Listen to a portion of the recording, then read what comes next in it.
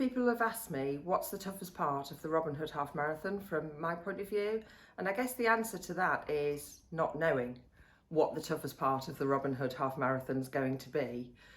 We plan and plan and plan again for what we believe is every eventuality, but on the day it will always throw something at us. And although that's the toughest part, overcoming those challenges is also really rewarding. We asked our community ambassadors what's the toughest part of the Robin Hood Half Marathon for them, and this is what they said. I think the predictable answer is going to be the park, because the hills can be a little bit tough that early on.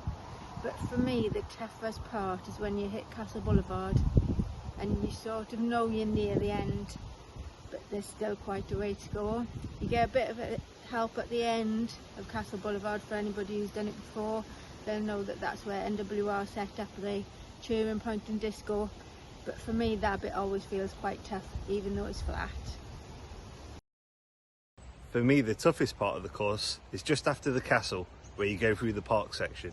It's tight and twisty with a few short inclines, but once you get through that part, the rest is beautiful to run.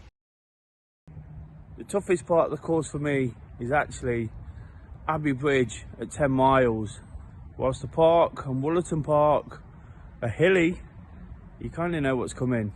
At 10 miles you're starting to get tired, and that small drag up to the top of Abbey Bridge before embarking on the finish can be quite telling.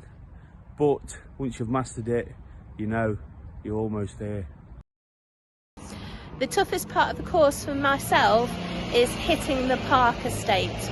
You go past Nottingham Castle, which is a fantastic bit of history, but the park estate has a few hills and inclines.